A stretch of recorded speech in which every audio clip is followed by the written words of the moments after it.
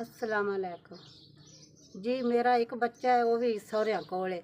आप कमांदा है तो मसां सिरे विच कटींदा है।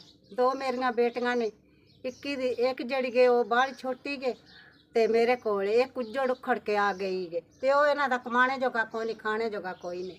ओहदा मरद है, ओनू साह दी बीमारी गई, वो मंजे ते पिया रहिंदा ते गरीब हाँ ते जी इन्ने गरीब हाँ ते घर विच खाने पीने जोगी भी शै नहीं लभदी जी। दवाई जोगे भी पैसे नहीं लभदे ते मंजे उत्ते ही शोदे पैर आंदे ने, दवाइयां नहीं पूरियां आंदियां।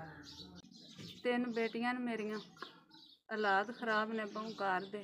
बंदा बीमार है, बुढ़ा भी है, बीमार भी है, दवाइयां भी नहीं पूरियां होंदियां ते खान पीन भी कोनी। सुबाई दे बहुत परेशान हाँ।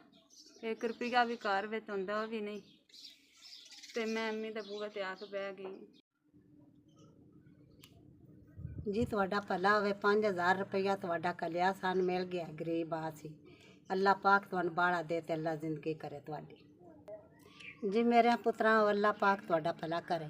मेरा एक बच्चा है, वो भी सीरी गया ते गरीब हाँ। तुहाडा दिता सन लभ गया, अल्लाह पाक सुख देवे। फिर ईद घरां दे गरीब हाँ, मस्कीन हाँ, अल्लाह सुख तुहानू देवे। मेरे पुत्रा अल्लाह पाक तुहानू बाड़ा देवे, अल्लाह जिंदगी करे तुहाडी। पर बड़े ईद घरां दे गरीब बच्चे खाण पीण दे, दवाई देण दे।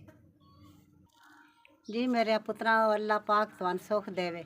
मेरा बंदा बीमार है, अक्खी तो भी रह गया, गोडियां तो भी रह गया। जमाई गए वो भी मरने वाला होए है। धी गए वो भी बूहे ते धियां लैके आ बैठी है, निक्कियां निक्कियां। अल्लाह पाक तुहानू बाड़ा देवे। बाड़े घरां दे हालात खराब हो गए। अल्लाह तुहानू जिंदगी करे।